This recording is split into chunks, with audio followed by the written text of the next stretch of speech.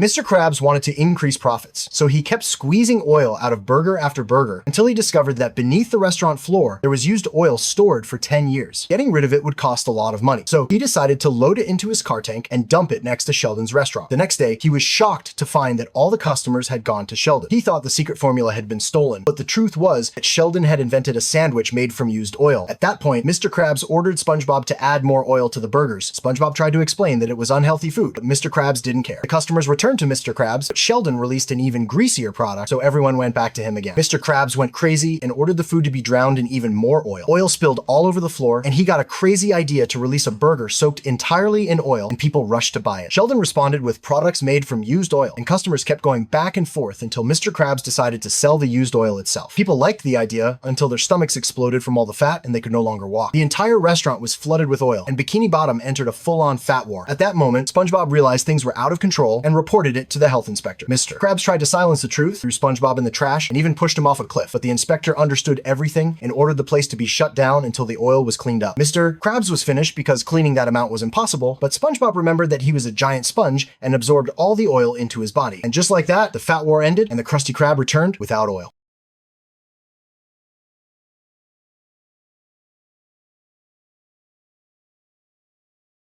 Do you know the real secret between Mr. Krabs and Plankton? The two of them were very close friends since they were born, and they grew up together until they went to school. Plankton was obsessed with scientific experiments, which made him an easy target for bullying by his classmates. One day, out of extreme anger, he tried to create an experiment to blow up the students, but instead, he was the one who got hurt. Even worse, they put him inside paper tubes and kept blowing him until he flew away. From that moment on, Plankton decided to get his revenge. When Mr. Krabs saw them bullying his friend, he ran to defend him, but he didn't escape mockery either because he was poor. One day, while they were walking together, they found a single dollar on the ground. That dollar changed their lives. Mr. Krabs took the money and went to buy a Krabby Patty, but the shop owner refused to sell to poor people. From that moment, hatred began to grow in their hearts. They went back home to the junkyard and decided to work on a new burger recipe. Plankton wrote down his notes, and they came up with a different kind of burger. They wanted to present it to a restaurant owner, but discovered that the restaurant had been shut down by the health inspector. They took advantage of the opportunity and turned their home into a restaurant. As soon as they opened, a long line of customers formed, and they earned their first real money. Plankton was extremely happy and said that whoever controls people's food can control their minds. But Mr. Krabs only cared about one thing, that the customer eats a burger that tastes good. The disagreement between them grew bigger, the secret recipe was split in half, and Mr. Krabs was thrown out of the junkyard. In the end, Plankton tried to convince SpongeBob that Mr. Krabs was the one who wasn't normal, that he wanted to control the customer's mind, and he got him fired. So the question is, who is really telling the truth? Have you ever thought about how much Sheldon suffers just so no one steps on him? His tiny size makes people step on him by accident all the time. Even if he is holding a dangerous weapon, it does not save him from being crushed. One day he returned home completely exhausted. Karen tried to cheer him up and took him to a disco, but his happiness did not last. Everyone there stepped on him again. At that moment, Sheldon decided to end this nightmare. He started creating equipment to protect himself. The first thing he tried was a spiked helmet, but of course it did not work. After months of thinking, he invented a laser weapon. The result was that it protected him from being stepped on, but the problem was that its power was far too strong. One small mistake and the laser split his house in half, so he decided to test it in the street. A guy named Fred accidentally stepped on him and the laser pierced his leg. At that moment, Sandy passed by, and the surprise was that she was extremely fast, easily dodging the laser shots. Her skill amazed Sheldon, so he asked her to become his trainer, and indeed he began training, despite his weak physical condition. With Sandy training, he improved rapidly. After a few months, he reached the highest level of karate and could block her attacks with ease. Sheldon officially graduated. He went out into the street full of confidence. Someone passed by him, and Sheldon knocked him down effortlessly. Even Sheldon himself was shocked by his strength. He decided to take revenge at the Krusty Krab. He slammed the door and walked in. Customers started falling one after another without understanding what was happening. This was Sheldon revenge, and the place turned into chaos. Squidward calmly activated the alarm. Suddenly, masked ninjas appeared from inside the restaurant, but in front of karate-trained Sheldon, they were nothing. They tried to attack him, and even when they wore spiked shoes, they could not defeat him. Sheldon entered Mr. Krabs' office and demanded the secret formula. But Mr. Krabs was not afraid at all, because he does not even have legs. And in a single moment, Sheldon was knocked down effortlessly.